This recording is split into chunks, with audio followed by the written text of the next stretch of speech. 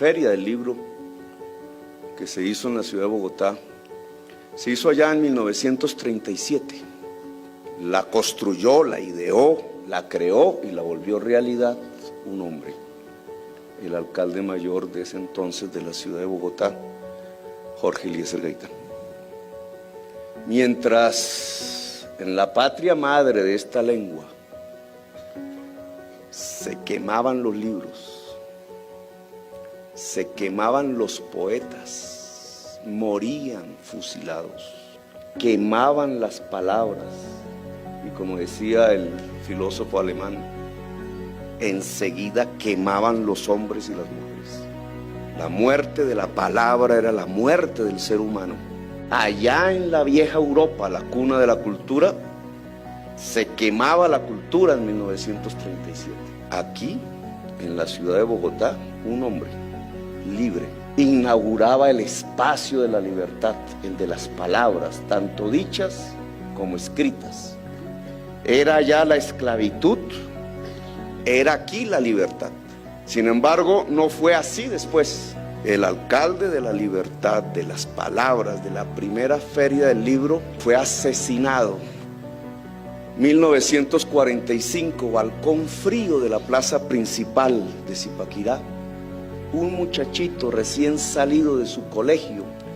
Ese muchachito se paraba en la plaza y leía un discurso, la palabra escrita. Se llamaba Gabriel García Márquez. Moría el hombre de la palabra dicha y aparecía el hombre de la palabra escrita. Moría el hombre de la palabra dicha en medio de las hogueras que había querido contener y que avanzaban de Europa y que se instalaron en América Latina y en nuestra patria. Y el hombre de la palabra dicha murió asesinado. El jovencito se fue a su tierra. El hombre de la palabra escrita se fue al Caribe. Huyó en cierta forma de la inmensa hoguera que se había construido en el centro del país. Y allá fue a la tierra de las mariposas amarillas, los montes de María, la Mojana. Las mariposas amarillas nacen del estiércol o en el estiércol del ganado. Se llenan las trochas caribeñas de mariposas amarillas. Esta mañana leía una historia, la historia de los muchachos que vendían arepas de chepacorina en el Carmen de Bolívar. Chepacorina es un invento italiano. La culinaria italiana se articuló al Caribe colombiano en una región específica que con el maíz del trópico y el queso del ganado del Sinú se mezclaba en un invento que se llamó la arepa de chepacorina. Los muchachos que hacían las arepas de chepacorina hace unos años fueron todos asesinados. Una hoguera de hacedores de la chepacorina. Asesinados por venganza, por sospecha. Y los contadores de cuentos se iban hacia los montes de María, más arriba, entre las trochas llenas de mariposas amarillas, a contarle a las aldeas cómo habían matado a los muchachos que hacían las arepas de chepacorina, los paramilitares. Hombres viejos, ajados por el sol, bajo esos sombreros hechos de palma, encima de asnos, de burros, de aldea en aldea, llevando los cuentos de la verdad. Así antaño, cuando llegó el joven, después de dar su discurso en la plaza de Zipaquirá, conmemorando, alegres por la caída del fascismo en Europa, así en medio de esos contadores de historia fue creciendo las historias que él volvió sublimes en sus libros. Los contadores de palabras, las historias de 100 años de soledad y de Macondo. Contador de verdades a través de las palabras mágicas del Caribe. El hombre de las mariposas amarillas. Contar verdades, decir verdades. Los griegos le pusieron un nombre a eso: la parresía. Sócrates es el más famoso, no el único. Decir verdades, contar verdades, decían los griegos, trae un efecto. O el poder le hace caso a la verdad, o el contador de verdades cae o en el ostracismo o en la muerte. Jorge Eliezer Gaitán, contador de verdades. Gabriel García Márquez, contador de verdades. El uno de la palabra dicha, el otro de la palabra escrita. ¿Cómo puede resumirse la historia de Colombia solamente en estos dos nombres?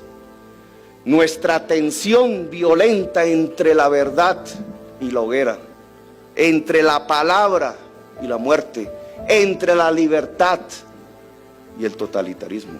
No es la historia de Colombia, repetida y una y otra vez en este alma que sintetiza al fundador de esta feria, la del libro, y al hombre que acabamos de, no digo enterrar, pero de llorar, Gabriel García Márquez. No es nuestra esencia.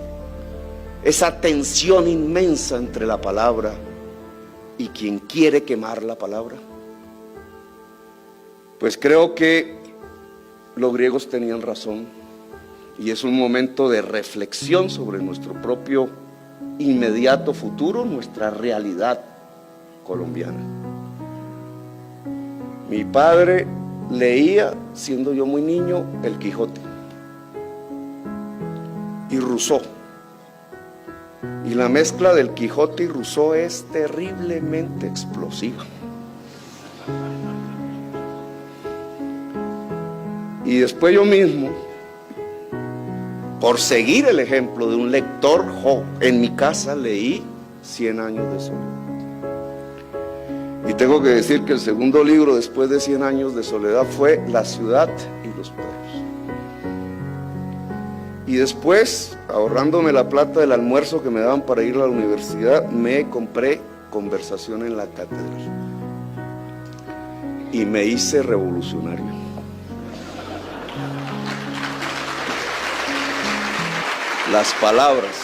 Las palabras se dicen, se escriben y van de boca en boca como aquellos viejos hombres contadores de historias y generan efectos que en el fondo no son más que los efectos de la construcción de la libertad. Y por eso siempre, antes que quemar a los hombres, queman a los libros. Por eso siempre tratan de extinguir la palabra primero, la escrita y la dicha. Y por eso es tan importante las dos figuras, Gaitán y García Márquez, en nuestra propia historia, y por eso es tan importante la reflexión y el libro. Finalmente, al cabo de esta historia, palabra y libertad son fundamentales. Valen la pena la lucha de tanta gente que muere incluso por la libertad y por la palabra. La libertad de decir, la libertad de pensar, la libertad de ser, la libertad de existir, la libertad del ser humano, que en las palabras es que se vuelve carne, yo diría, que después se vuelven luchas sociales y políticas y conflictos quizás, pero en donde siempre hay que detener el que quema el libro y siempre hay que aplaudir el que construye la palabra.